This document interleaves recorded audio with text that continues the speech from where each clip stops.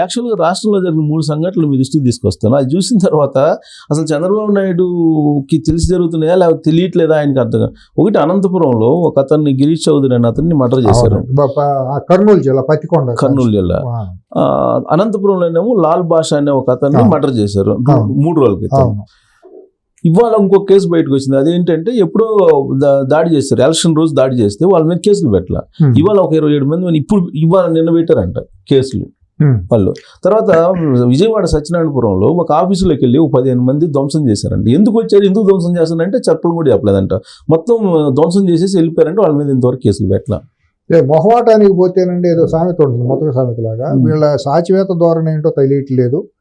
వీళ్ళు మరి two democratic అనుకోవాలా లేదా చేతకాంతనం అనుకోవాలా, మళ్ళీ ఏంటో మనకు అర్థం కావట్లేదండి. నేను మీరు అన్నట్టు ఆయన పత్తికొండ కుర్రాడిని హత్య చేసిన రోజు 4వ తారీఖు ఇప్పుడు హత్య జరిగింది పత్తికొండలో. వెళ్తా అంటే వేట కొడవలతో చంపేశారు. 4 ప్రమాణ స్వీకారం చేసిన తర్వాత కాదండి, కౌంటింగ్ అయిపోయిన 5వ తారీఖు 6వ తారీఖు జరిగింది. 5వ అవుతుంది. నేనేం ఆశించానంటే ఎన్నికల ముందు మీరు చంద్రయ్య పల్నాడు చంద్రయ్య పాడి మోయటం, లేకపోతే ఇంకో చోటకి వెళ్ళటం, ఎలాగో ఎలక్షన్ అయిన తర్వాత కూడా ఇటువంటి దాడులు జరిగినప్పుడు లోకేష్ వెళ్ళి అక్కడ పరామర్శకు వెళ్తాడని నేను ఆశించాను సిఎస్ గారు. ఎందుకంటే ఓన్లీ ఓట్ల కోసం పదవుల కోసమే కాదు, గెలిచిన తర్వాత రిలాక్స్ అవటం కోసం కాదు కదా. తర్వాత కూడా జరిగిన దాంట్లో నేను ఉన్నాననే భరోసా కుటుంబాలకు ఇవ్వాలి కదా. కర్నూలు వెళ్ళి ఒక్కసారి పరామర్శ చేయడం, మధ్యలో గ్యాప్ ఉంది కదా, కౌంటింగ్ వచ్చేదాకా టైం ఉంది కదా. నేను అధికారం రాగానే నేను తప్పకుండా అప్పటికి తెలిసిపోయింది కదా ఏంటి అనేది. అధికారం గురించి పక్కన పెడదామండి, వెళ్ళేసి ఒకసారి భుజం మీద చేసేస్తే ఎంత ఉపశమనం కలుగుతుంది, పార్టీకి ఎంత మైలేజ్ వస్తుందండి. దాని మీద రెస్పాండ్ కాదు. ఇంతవరకు ఒక స్టేట్మెంట్ ఇచ్చారండి. అదేమంటే పార్లమెంటరీ కమిటీ వాళ్ళు వెళ్తే వాళ్ళు వెళ్ళేది అక్కడికి. అంటే జనాల్లో ఇప్పుడు మీ ఓట్ల ముందు మీరు తిరిగారు కదా, అందరి చోట్లకి వెళ్ళారు కదా. మీకు అమరావతి నుంచి కానీ హైదరాబాద్ నుంచి కానీ ఎంత దూరం, కర్నూలు అనంతపురం ఎంత దూరం, లేకపోతే ఇంకోటి ఎంత దూరం. మీకు పదవిలోనూ మీకు ఇదే ముఖ్యమా? 2 గంటల పాటు వెళ్ళేసి ఆ కార్యకర్తలు ఇంటికి వెళ్ళి భుజమే చేసి వస్తే వాళ్ళకి కన్సోల్మెంట్ కదా. అందుకన్నా ధైర్యం ఉంటుంది, ఇంకేముంటుంది, ఏం కావాలి. ఇంక ఇదే చేయలేనప్పుడు రేపు భవిష్యత్తులో కార్యకర్తలు మీరు ఏ రకంగా కాపాడుకుంటారని ఒక నమ్మకం కలుగుతుంది కార్యకర్తల్లో.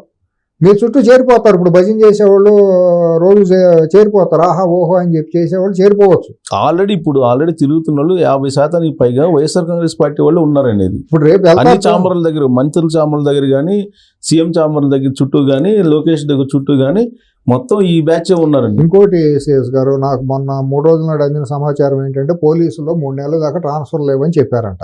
అవును, 3 నెలల దాకా మేము ముట్టుకోము, ఏం చేయమనేటప్పటికీ మొన్న ఎవరైతే ఎన్నికల ముందు డబ్బులు ఇచ్చుకుని సిఐలుగా, ఎస్ఐలుగా, డిఎస్పీలుగా క్షేత్రస్థాయిలో వాళ్లే కదా ఉండేది. ఎస్పీలు అని జిల్లా స్థాయిలో ఉంటారు అనుకోండి, అది ముఖ్యమంత్రి చూస్తారు అనుకోండి. ఈ క్షేత్రస్థాయిలో ఉండే వాళ్ళందరూ కూడా డబ్బులు ఇచ్చుకుని మొహమాటాల కొద్దీ పోస్టులు తెచ్చుకున్నారు, క్రీమ్ పోస్టులు డిఎస్పీ వరకు. వాళ్ళందరూ కూడా 3 నెలల పాటు కుమ్మేస్తారు డబ్బు. మేము డబ్బులు ఇచ్చాం కాబట్టి నిర్దాక్షిణ్యంగా చేసేస్తారు. ఇచ్చిన డబ్బులతో పాటు కొంతమంది తెలుగుదేశంకి అనుకూలమో క్యాస్ట్ పేరుతోనో లేకపోతే వర్గం పేరుతోనో లేదా పలానా వాళ్ళ బంధుత్వాలు ఉన్నాయని బయటికి తీసి వాళ్ళందరినీ లూప్ లైన్లో పడేసి హింసించారు. రకరకాల పడేసి నిబద్ధత కలిగిన వాళ్ళు కూడా. వాళ్ళల్లో అసంతృప్తి ఉందా? తర్వాత ఈ అవినీతి పరులందరూ కూడా డబ్బు సంపాదించిన వాళ్ళందరూ మనం బీజేపీ దగ్గరికి వెళ్ళి బీజేపీ ద్వారా ఆ రూట్ నుంచి నరుకొద్దాం, లేకపోతే ఎమ్మెల్యేల దగ్గరికి వెళ్దాం, ఎమ్మెల్యేలకు డబ్బులు ఇచ్చేసేస్తే ఎవడు అతీతుడు కాదు కదా. గెలిచిన వాళ్ళు ఎవరైనా ఇదే కదా. లేకపోతే జనసేనకి వెళ్ళి జనసేన నుంచి వేరే కార్డులు వాడదాం, అక్కడి నుంచి చేపించుకుందాం. లేకపోతే ఇక్కడికి వెళ్ళిపోయి ఇక్కడ తెలుగుదేశంలో మనకు ఎవరన్నా మంత్రులు అయితే మంత్రుల దగ్గరికి వెళ్ళేసి, లేదా మంత్రులు చుట్టాల దగ్గరికి వెళ్ళేసి, పార్టీ ఆఫీసులో కొంతమంది పైరవీకారులు ఆల్రెడీ మొదలైపోయారు, మీకు పోస్టింగ్లు ఇప్పిస్తామని చెప్పేవాళ్ళు. ఇవన్నీ మరి బాబు గారు ఆ లోకేష్ దృష్టిలోకి రావాలి, పెట్టుకుని దాని మీద ఇమీడియట్ గా ఇనిషియేట్ చేయాలి. ఏది అసలు వాళ్ళే పట్టించుకోవట్లేదు అని చెప్పి చాలా నిస్టేజింగ్ బాగా పనిచేసినటువంటి వాళ్ళు 3 రోజుల నుంచి చూస్తా అంటే బాధ అనిపిస్తుందండి. నేను చాలా సంస్కారవంతమైన హ్యాండిల్ ఒక ఆయన ఉంటాడండి, నేను ట్విట్టర్లో చాలా ఫాలో అవుతా ఉంటా. పాపం చాలా సభ్యత సంస్కారవంతమైన చదువుకున్నాడు, విద్యావంతుడు అండి. ఇది 3-4 ఏళ్ళ నుంచి చూస్తూ ఉంటా, తను చాలా ట్వీట్లు చేస్తూ ఉంటాడు. నేను చూసి నేను ఇదే తెలుగు భాష మీద ఆయనకుండ దీని మీద చూసి నేను ఫాలో అవుతూ ఉంటా. నిన్న ఈరోజు 3 ట్వీట్లు చూసినా కళ్ళెమ్మకి నీళ్ళు తిరిగినాయి నాకు. చాలా నిరాశకి నిస్పృహలోనే దీనికోసం నేను చేశాను, ఇంటి కోసమైనా నేను ఇది చేశాను అని చెప్పి ఆయన నిరాశతో మాట్లాడాడు. మాట్లాడుకుంటే అంటే ఆయన బ్రాహ్మణ్, ఆయన కమ్మ కాదు, లేకపోతే ఇంకో రెడ్డి కాదు, ఇంకొక ఇది కూడా కాదు. ఆయన చాలా సంస్కారవంతుడు, చదువుకున్న వ్యక్తి, హైదరాబాద్లో ఉద్యోగం చేసుకుంటాడు. ఆయన అటువంటి వాళ్ళ మనసులోని ఈ రకమైన వేదనకి అవకాశం కలుగుతుంది వీళ్ళు చేస్తున్న. ఇప్పుడు ఇంత మ్యాండేటరీ ఇచ్చారంటే 164 స్థానాలు ఇచ్చారంటే ఇది చంద్రబాబు నాయుడు నమ్మకం కాదు కదా. జగన్మోహన్ రెడ్డి తీసిపోయి వ్యవస్థలను నాశనం చేశారని చెప్పి మీరు బాగు చేయండి అని చెప్పి ఇచ్చారు. 2019లో కావాలని కోరుకున్నారు, చంద్రబాబు నాయుడు ఓడగొట్టలేదు, మాకు అసలు కావాలి అనుకున్నారు, కోరుకున్నారు. 2024 వద్దు అని ఇసిరి నేలకేసి కొట్టారు. ఈయన చంద్రబాబు గారిని రమ్మని చేయమనేది కాదు, ఈయన వచ్చారు. ఎందుకంటే ఈయన ఒక స్టాల్ వాడు కాబట్టి, డెమోక్రసీ కోసం ఫైట్ చేసిన మనిషి. ఆ వయసులో కూడా ఆయన ఇచ్చిన ఉత్సాహం ఉత్ప్రేరకంతోనే అందరూ నమ్మకంతో ముందుకు వచ్చారు. ఆయన కావాలని కూడా ప్రజలు కోరుకున్నారు, దాంట్లో డౌట్ లేదు. ఆయన పార్టీయే కాకుండా, ఆయన పార్టీకి సంబంధించిన వాళ్ళే కాకుండా న్యూట్రల్స్ ఎవరైతే 20%, 15 to 20% స్వింగ్ ఉందో వాళ్ళందరూ కూడా చంద్రబాబు నాయుడు వస్తేనే రాష్ట్రం బాగుంటుంది అనేది రియలైజ్ అయ్యారు. మళ్ళీ తిరిగి మ్యాండేట్ ఇచ్చారు. వద్దనుకోవడంతో పాటు ఈయనకు వస్తే బాగుంటుందని కూడా కోరుకున్నారు. ఇవాళ ఇది బాధ్యత ఉన్నట్టే కదా, రిలాక్స్ అవ్వకూడదు కదా. కళ్ళ ముందు 10 ఏళ్ల పాటు నీకు ఎదురు లేకుండా ఏమీ లేదు కదా. అడుగు తీసి బయట పెట్టాలంటే 40% ఓట్లతో రేపు పొద్దున్న రోడ్డు మీదకి వస్తాడు అసాంఘిక శక్తులను వెంటేసుకుని. మళ్ళీ ఓదార్పు అంటాడు, దొంగ ఏడుపులు ఏడుతాడు. ఓదార్పు ఎవరిని ఓదార్పుతాడండి? నాకు విచిత్రం ఏంటంటే సార్, విశ్వసనీయత విలువలతో కూడిన రాజకీయం అంటారు సార్. అది ఎలా అనిపిస్తుంది? ఒకటి చెప్పనా మీకు, చింతామణి డ్రామా ఐడియా ఉందో? చిన్నప్పుడు ఏమైనా చూశారు చింతామణి? విన్నా, చూడలేదా? చాలా గొప్ప డ్రామా. దాంట్లో చింతామణి తల్లి ఉంటుంది, ఆవిడికి 2 కూతుళ్ళు. సార్ సహజంగా మరి ఆ వృత్తిలో ఉన్న వాళ్ళకి తండ్రులు ఎవరో తెలియదు కదా. 2 పిల్లలు ఉంటారు. ఆమె లతప్ప అంటారు, శ్రీహరి మామూలుగా అయితే లతప్ప అని, సుబ్బిశెట్టి క్యారెక్టర్ లతప్ప అని పిలుస్తూ ఉంటుంది. ఆ లతప్ప ఏమనుకుంటుందంటే, ఊళ్ళో అందరూ శీలం చెడిపోయిన వాళ్ళే, నేను ఒక్కదాన్ని శీలం కలగదాన్ని, శీలవతిని ప్రతివతని అని అనుకుంటుంది అనమాట. అనుకుని ఊళ్ళో అందరినీ తిడతా ఉంటుంది, అది అట్ట ఇది ఇట్ట అని. గురువింద కింద సామెత, గురువింద కూడా కాదు, గురువిందగా ఉండి కొద్దిగా మచ్చ ఉండొచ్చు. మొత్తం బురదలో పొరులుతా ఇక నీతి, నిజాయితీ, నిబద్ధత, విశ్వసనీయత గురించి మాట్లాడటం అంటే అంతకంటే అసాంఘికం, అంతకంటే నవ్వు వచ్చేదో ఇంకేమన్నా దేవుతుంది. నాకేమనిపిస్తుంది అంటే సార్, ఒక పులిచ్చి నేను శాఖాహారిని నన్ను నమ్మండి అన్నట్టు నమ్మారు కదా. మూర్ఖులు మూడులు జనం నమ్మి అధికారం ఇచ్చి మోసపోయారు, భారీ మూల్యం చెల్లించారు. రాష్ట్రాన్ని పాల పొంగులాగా వచ్చిన రాష్ట్రాన్ని సర్వనాశనం చేసేశారు. మళ్ళీ కింద నుంచి మళ్ళీ పునరుద్ధరణ. మళ్ళీ నిన్న మీరు స్పీచ్ అన్నారో లేదు, మీరు చూడరు కాబట్టి నేను ఒక ఇంపార్టెంట్ పాయింట్ చెప్తా. నా అతి మంచితనం, నా అతి నిజాయితీ వల్లే నేను నష్టపోయాననే ఫీలింగ్ లో ఉన్నాడు. నాకు కంపరం అండి. ఆ వ్యక్తి గురించి మాట్లాడాలన్నా, వినాలన్నా, అతని గురించి చర్చించాలన్నా కూడా స్వేర్ నాకు కింద నుంచి కడుపులోంచి దేవుతుంది, అసహ్యం పడుతుంది. అసహ్యం కూడా చిన్న మాటే, నాకు ఎక్కడికి వెళ్ళాలో కూడా నాకు తెలియదు. ఇప్పుడు అది కాదు కదా. సరే, మీలాంటి వాళ్ళు అసహించుకుంటున్నారు, చేదరించుకుంటున్నారు. ఇప్పటికి కూడా 40% మంది అతను కళ్ళార్పకుండా అబద్ధాలు చెప్తుంటే నిలువున దుర్మార్గం అండి. మరి నమ్ముతున్నారు కదా. మరి ఎందుకుంటారు సమాజంలో? మరి రాములు వారిని ద్వేషించే వాళ్ళు ఉంటారు, రావణాసుడిని ప్రేమించే వాళ్ళు ఉంటారు.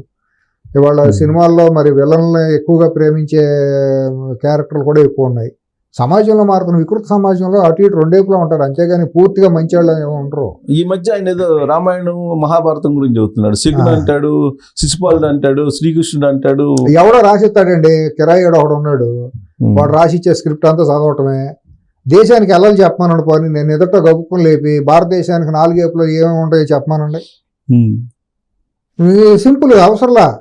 మీడియా ప్రెస్ మీట్ కండక్ట్ చేయమనండి, ఎన్ని వద్దు అనవసరం. విశ్వసనీయత, సింగనాథం, జీలకర్ర పక్కన పెట్టండి. దమ్ముంటే నీకు నిజాయితీ, నీ విశ్వసనీయత ఉంటే విజయవాడలో ప్రెస్ మీట్ పెట్టు, మీడియాని బిలు నిష్పక్షపాతంగా. అర్ణబ్ కూడా సవాల్ చేశాడు, నేను చేస్తున్నా వాళ్ళు మీ ద్వారా. నీ విశ్వసనీయత, సింగనాథం, జీలకర్ర పక్కన పెట్టు. నువ్వేంటో గొప్పవాడు తేలాలంటే నీ విశ్వసనీయత, నీ పాదయాత్రలు, నీ ఓదార్పు యాత్రలు ఇవన్నీ చూద్దామంటే నువ్వు అంత పెద్ద పులివి పుడింగివి అయితే నువ్వురా ప్రెస్ మీట్ పెట్టు. విజయవాడలో ప్రెస్ మీటు, ఢిల్లీలో ప్రెస్ మీటు, తాడేపల్లిలో హైదరాబాద్ ప్రెస్ క్లబ్లో ప్రెస్ మీట్ పెట్టు. తేలిపోతుంది కథ ఏంటో. ఎవడో స్క్రిప్ట్ రాస్తే కిరాయాడు నెలవారి జీతగాడు వాడు స్క్రిప్ట్ రాస్తే ఒక పేపర్లో పనిచేసేవాడు ఏదో ఒక టీమ్ ఆఫ్ పెయిడ్ ఆర్టిస్టులు స్క్రిప్ట్ రాస్తే ఇంగ్లీష్లో రాస్తే దాన్ని తెలుగుని ఇంగ్లీష్లో రాయాలి. తెలుగు కూడా చదవటం రాదు, పాడు లేదు. ఆ చదువుకి నా ముక్కు పట్టుకుని వచ్చేసి 4 మాటలు ఒక నంగనాచి మాటలు మాట్లాడితే అయిపోయిందా? జనం నమ్ముతారా? అయ్యి మళ్ళీ లేగవటం అనేది అసంభవం అండి. మళ్ళీ ఆ శక్తి, ఆ వికృతమైన శక్తి లేచిందంటే చంద్రబాబు గారు చేసిన ద్రోహమే అవుతుందండి. తెలుగుదేశం చేసిన ద్రోహం. అయ్యన్న పాత్రుడు ఏదో ఒక మాట అన్నారని చెప్పి నేను రియాక్షన్, జగన్మోహన్ రెడ్డి ఇంకా సావలేదు, కరెక్ట్, రాజకీయంగా సావలేదు అన్నాడు, తప్పేమన్నాడు? కానీ ఆయన వేరే విధంగా ప్రజల్లోకి తీసుకెళ్తున్నాడు. ఎట్టా ఏం చేసినా అంతేనండి. వాళ్ళు మొగడు కొట్టి మొగసాలకి ఏడిచినట్టు వాళ్ళు దాంట్లో సిద్ధహస్తులు. ఆయన అన్న మాటను క్లియర్ గా ఉంది, రాజకీయంగా సావలేదు అన్నారు. తప్పేముంది దాంట్లో? ఉన్నమాట అన్నారు. ఆయనకి 10% 5% రాజకీయంగా అయిపోయాడు, టోటల్ గా రూట్ అవుట్ అయిపోయింది, ఇంకేమీ లేదని అనే మాట వేరే సంగతి. అవును, సావలేదు, రాజకీయంగా సావలేదని అంటారు.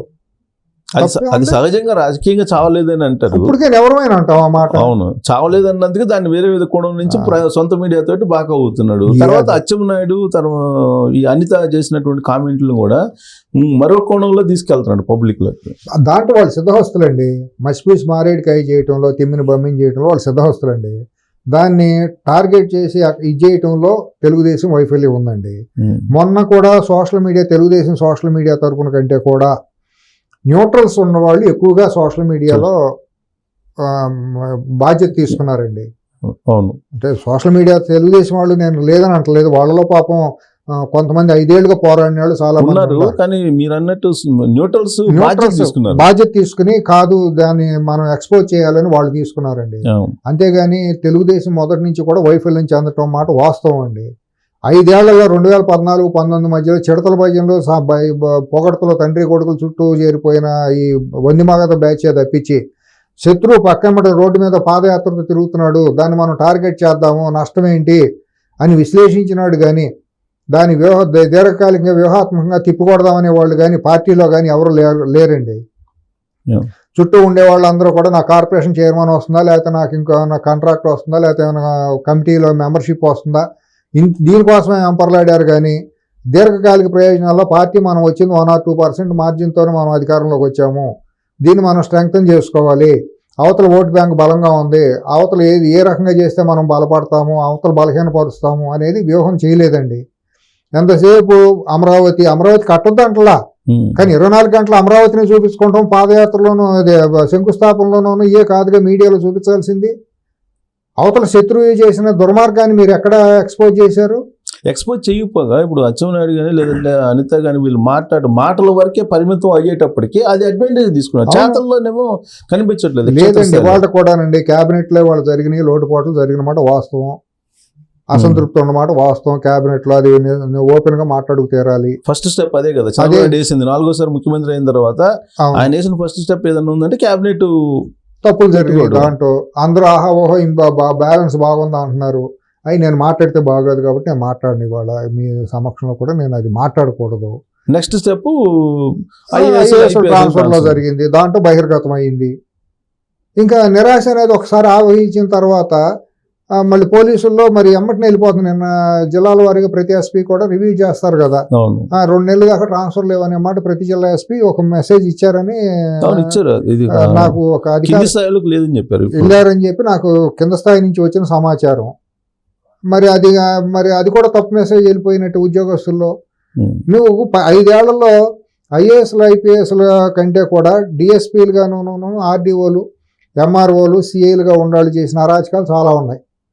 భూములు ఆక్రమించేస్తే లంబాడీల భూములు, కడప జిల్లాలో ముస్లింలు లంబాడీల భూములన్నీ ఆక్రమించేసుకున్నారు అక్కడ వైసీపీ వాళ్ళు. 4 లక్షల ఎకరాలు సుమారుగా అసైన్ ల్యాండ్స్ కనిపించట్లేదు అంట. అది వేరే భౌతికంగా ఓళ్ళ మీద పడి లాగేసుకున్నారు. ఎంఆర్ఓల దగ్గరికి వెళ్ళినా కూడా, పోలీసుల దగ్గరికి వెళ్ళినా కేసులు పెట్టలేదు.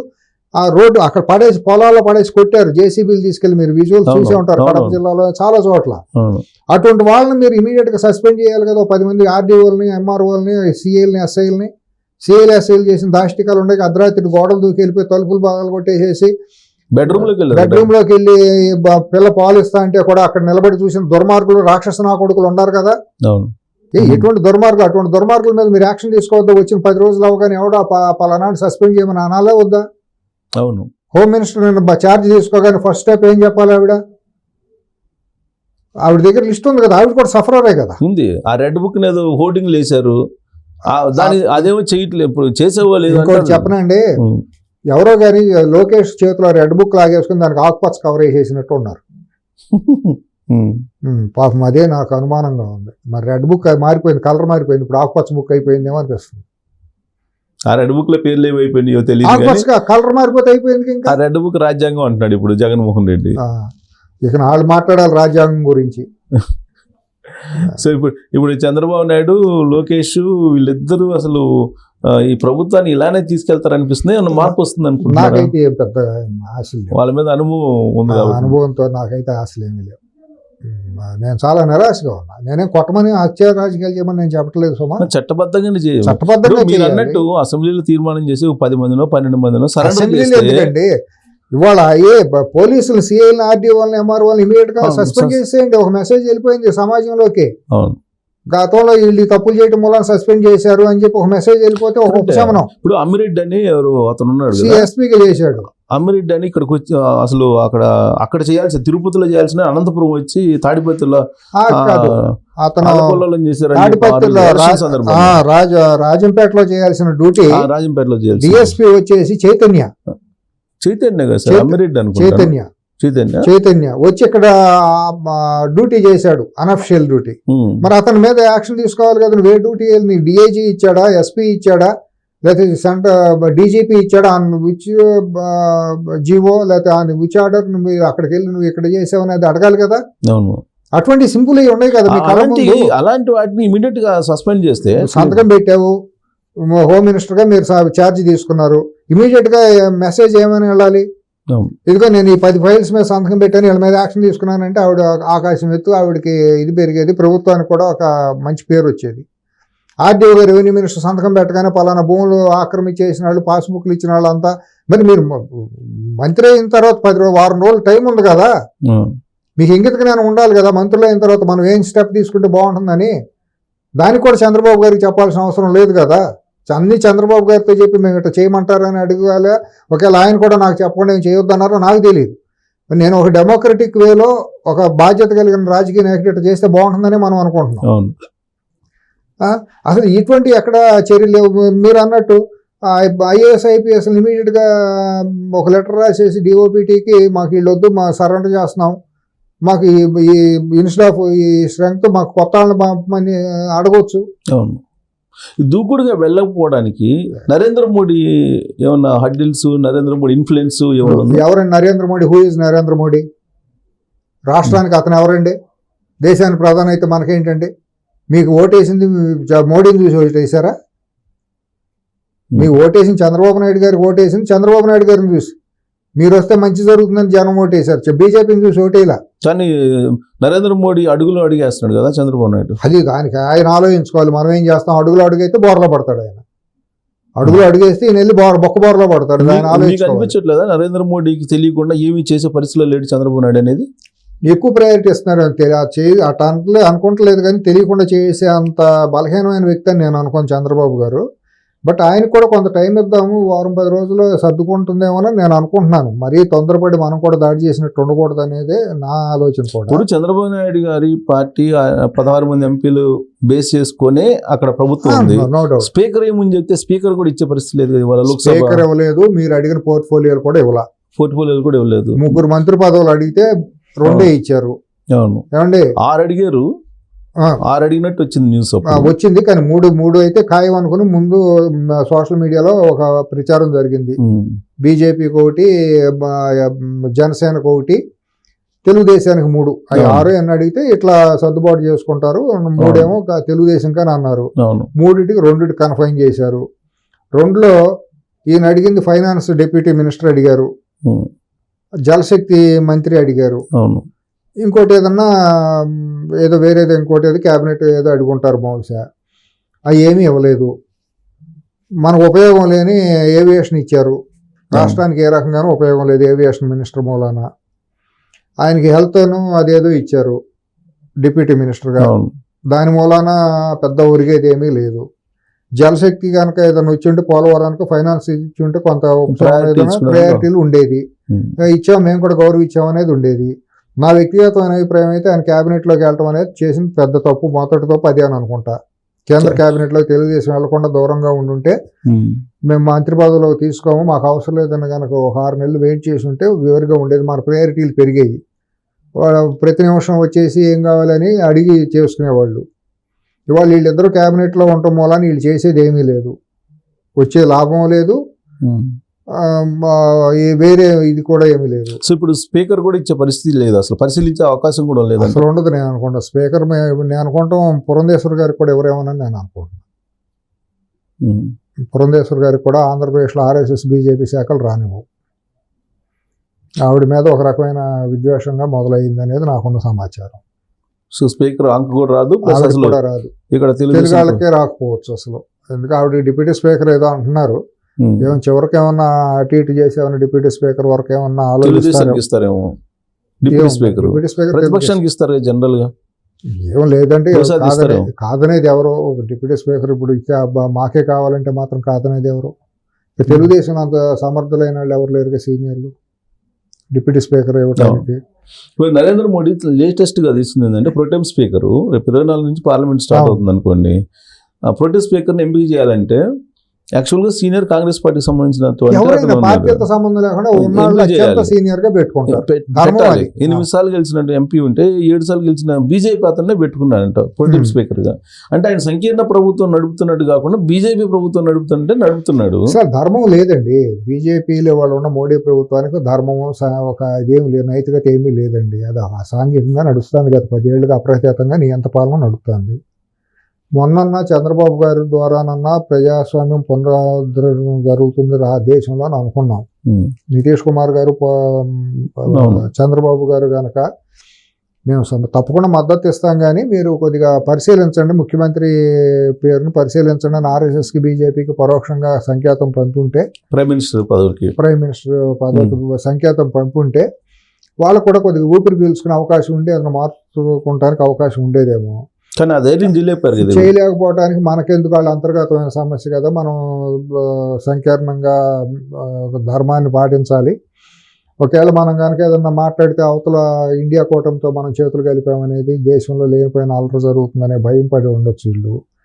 అట్లాగే ఇండియా కూటమిలో కూడా ఒక ప్రధానమైన సూత్రధారి పాత్రధారి అనేది ఏమీ లేకుండా చల్లాచెదురుగా ఉంది. అక్కడ ఒక ప్రధానమైన లీడర్ ఎవరు ఏంటి అనేది ఎవరికాళ్ళు ఏమన్నా తీరేగా ఉంది.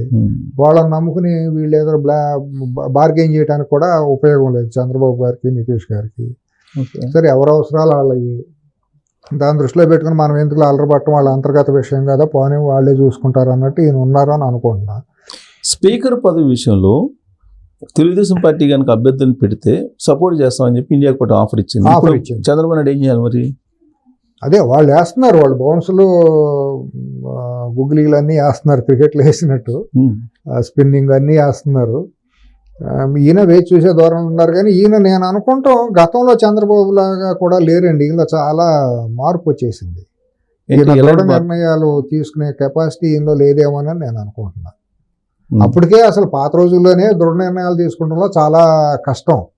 2014-19లోనే మనం 1999-2004 మధ్య చంద్రబాబు నాయుడు గారిని మనం చూడలేకపోయాం. ఆ రోజుల్లో 96-2004 మధ్యలో ప్రధానంగా ఆ రోజు ఉండ దూకుడు, ఆ రోజు ఉండ ఇది 2014-19 మధ్య మనం అసలు చూడలేకపోయాం. ఇంకా అంతకంటే కూడా ఇంకా మరి పెద్ద రకం వచ్చేసింది. ఆ పెద్ద రకం పనికిరాదండి. ఇవాళ హీరోలోనే విలనిజాన్ని కోరుకుంటున్నారు, ఇష్టపడుతున్నారు జనం. అవును, లేదంటే 2019 రిజల్ట్ రాదు.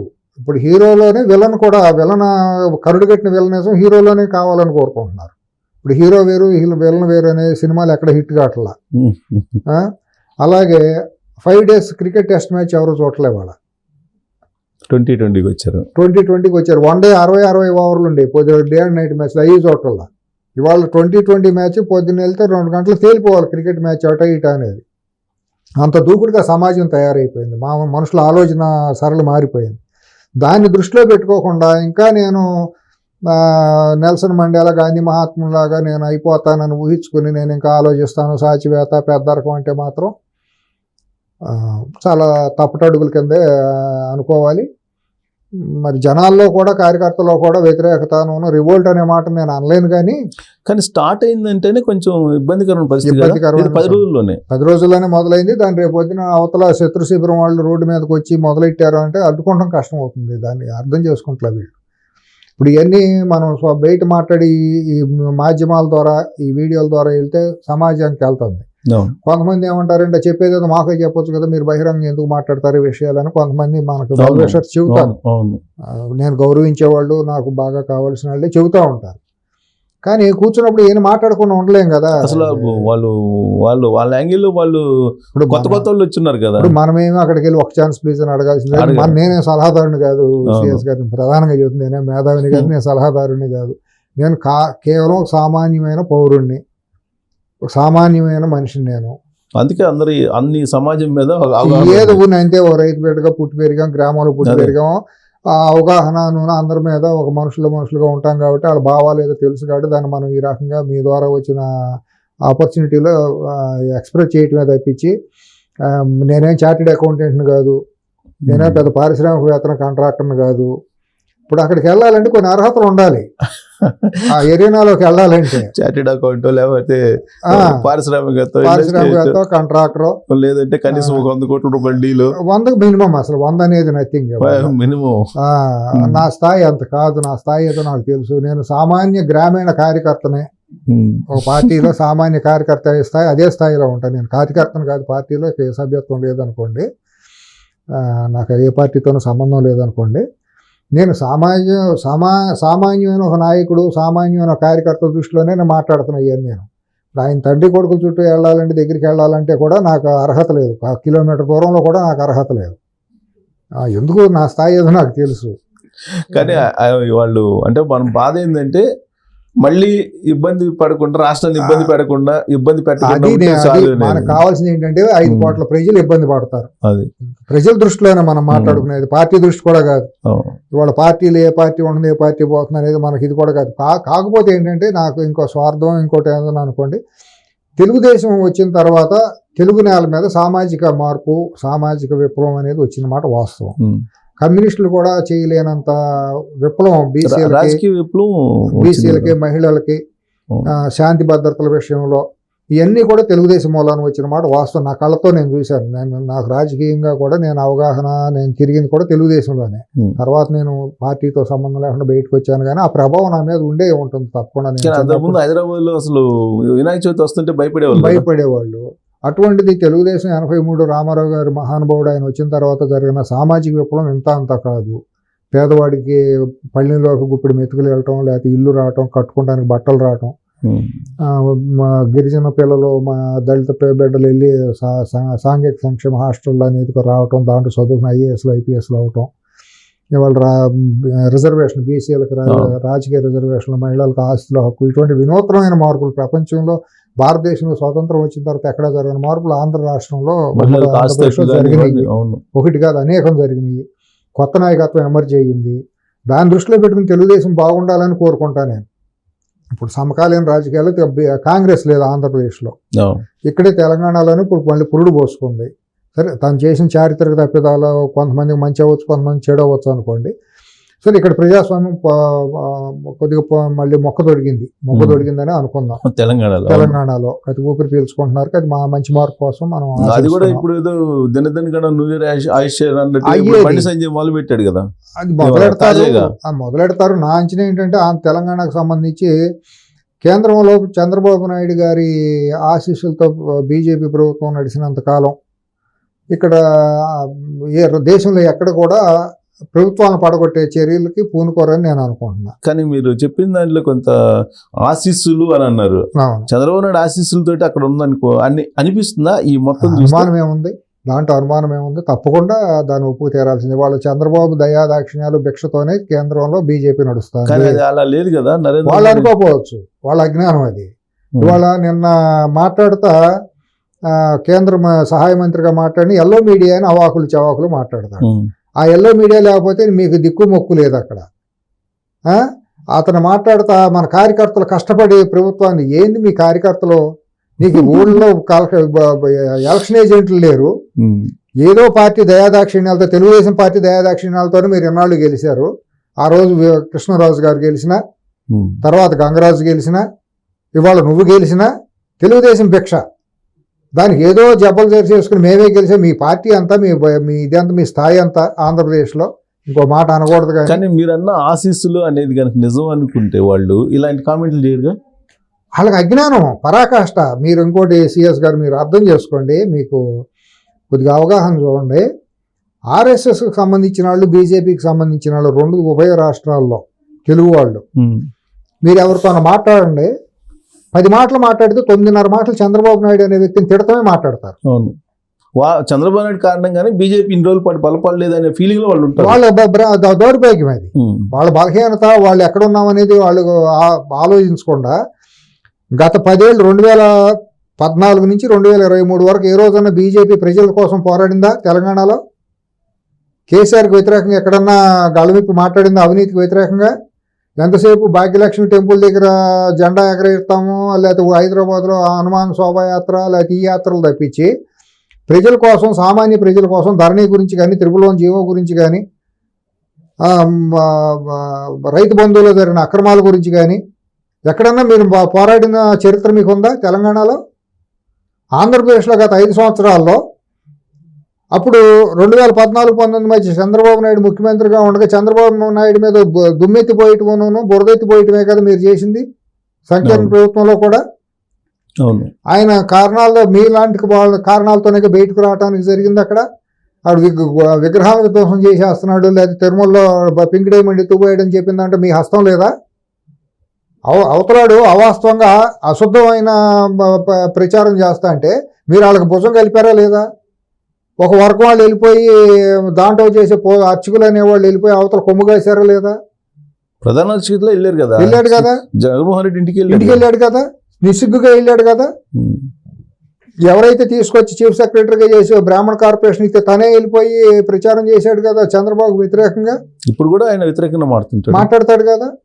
మరి ఇంత ఇది చేస్తా అంటే మరి 5 ఏళ్లలో గత 14-19 మధ్య ఇంత విధ్వంసం జరుగుతుంది. ఆంధ్రప్రదేశ్లో ఎక్కడన్నా పోరాటం జరిగిందండి ప్రభుత్వం మీద? లాలూచీలు తప్పించి, లేకపోతే షేరింగులు తప్పించి, వచ్చిన ప్రాఫిట్లో షేరింగులు, హోటల్లో వాటాలు, ఇసుక మాఫియాలో నెలవారీ మామూలు ఏనేది తప్పించి మీరు పోరాటం 19-24 మధ్యలో ఎక్కడ ఉంది మీ పోరాటం ఆంధ్రప్రదేశ్లో? ఇదంతా బహిరంగ రహస్యం కదా. సో ఇప్పుడు తాజాగా బండి సంజయ్ ఏమంటాడంటే ఎలక్షన్ సిద్ధంగా అండి, ఎప్పుడైనా ఎలక్షన్స్ రావచ్చు అనేది ఆయన నిన్న మాట్లాడినటువంటి మాట. తెలంగాణలో ఈయన కోరుకున్నట్టు ఎలక్షన్లు వస్తాయి అనుకున్నాం. బ్రహ్మాండ ఈ ఊరినే ఒడతూపులు తప్పించి వీళ్ళకి అవసరం వచ్చినప్పుడల్లా పడేస్తారు. ఎవరున్నారు ఇక్కడ ఆంధ్రప్రదేశ్ తెలంగాణలో ఎమ్మెల్యేలు దానికి సిద్ధం అవడానికి? ప్రభుత్వం ఎట్టబడిపోతుంది, ఏ రకంగా పడిపోతుంది? ఒకవేళ పడిపోవటానికి ఒకే ఒక కారణం ఉండాలి, ఎలక్షన్లు రావు నా ఉద్దేశంలో. ఒకవేళ మరీ దారుణంగా ఉంటే ఏంటంటే ఇవాళ ఉన్న బీఆర్ఎస్ ఎమ్మెల్యేలు ఎంతమంది అయితే ఉన్నారో వాళ్ళందరిలో ఎక్కువ మందిని బీజేపీ చేర్చుకుని కాంగ్రెస్లో కొంతమందిని అసమ్మతివాదులను రెచ్చగొట్టి తీసుకుని మహారాష్ట్రలో చేసినట్టు చేయాలి. వాళ్ళకుండా ఏదైనా చేస్తారు కదా, ఏమైనా ఎమ్మెల్యే చోటు కూడా ప్రభుత్వాన్ని ఏర్పాటు చేసినటువంటి చరిత్ర ఉంది కదా కాంగ్రెస్. ఇప్పుడు బీజేపీకి అదే వాళ్ళు ప్రజాస్వామ్యవాదులు కాదు కదా, రాజ్యాంగం మీద వాళ్ళకి ఇది లేదు, విలువ లేదు. ఎందుకంటే అంబేద్కర్ రాశాడు కాబట్టి రాజ్యాంగం మేము నమ్మమంటారు, మా మనుధర్మం ప్రకారం ఆ రాజ్యాంగం ఉండాలని అంటారు. వాళ్ళు చేతలే వికృతమైన చేతలు బీజేపీ. ఇప్పుడు ఈయన చేసిన వ్యాఖ్యలను బట్టి రేవంత్ రెడ్డి ప్రభుత్వం పడిపోయే అవకాశాలు ఏమన్నా కనిపిస్తున్నాయి? సిఎస్ గారు, ఆంధ్రప్రదేశ్లో కనుక చంద్రబాబు నాయుడు గారు ఈ మెజారిటీ రాకుండా అస్తుబిస్తుగా వచ్చినా, ఒకవేళ ఆంధ్రప్రదేశ్లో చంద్రబాబు గారు గెలవకపోయినా 6 నెలల మించి ఇక్కడ తెలంగాణలో ప్రభుత్వం ఉండేది కాదు. ఓకే, ఇప్పుడైనా అడ్డుకోగలరా చంద్రబాబు నాయుడు? ఇప్పుడు 100% కాంగ్రెస్ పార్టీ ప్రభుత్వం పడిపోకుండా 100% ఆయన అంత సత్తా ఉందంటారా? 100%. ఎందుకంటే ప్రజల అభిష్టం అట్లా ఉంటుంది. ఇక్కడ మెజారిటీ ప్రజలు ఒక మ్యాండేట్ ఇచ్చారు. రేవంత్ లేకపోతే సిఎస్ రావు, వెంకటేశ్వరరావు పక్కన పెడదాం, కాంగ్రెస్కి మ్యాండేట్ ఇచ్చారు. అక్కడ ఆయన కష్టపడ్డాడు కాబట్టి రేవంత్ పీసీసీగా ఉన్నాడు, పార్టీకి ఒక జవసత్వాలు తీసుకొచ్చి చేశారు కాబట్టి అధిష్టానం ఆయనకు అవకాశం ఇచ్చింది. ఒకవేళ ఆయన రేపు పొద్దున దాన్ని ప్రూవ్ చేసుకోకుండా ఏమైనా పొరపాటు పడితే చేంజ్ ఆఫ్ గార్డ్స్ లాగా మారుతారు, వేరే ఇంకొక సమర్థులైన లేదా వాళ్ళకి అవకాశం ఉండే క్యాస్ట్ ఈక్వేషన్లోనో వర్గాల ఈక్వేషన్లోనో వేరే ఇంకొకరిని పెట్టుకుంటారు, అది కాంగ్రెస్లో, అది మామూలు సహజం. అంతేగాని ప్రభుత్వాన్ని పడేసే ఇది బీజేపీకి వాళ్ళ బలం లేదు. అంటే చంద్రబాబు నాయుడు ఉన్నాడు కాబట్టి పదిలంగా ఉంటాయని మీరు అంటున్నారు. నేను ఎందుకంటే ప్రజల దృష్టిలో పెట్టింది, ఇక్కడ మెజారిటీ ప్రజలు ఎవరైతే తెలుగుదేశానికి ఒక మద్దతుదారులు అభిమానులు ఉన్నారో వాళ్ళందరూ కూడా మొన్న ఎలక్షన్లో బీఆర్ఎస్కి వ్యతిరేకంగా ఓట్లు వేశారు.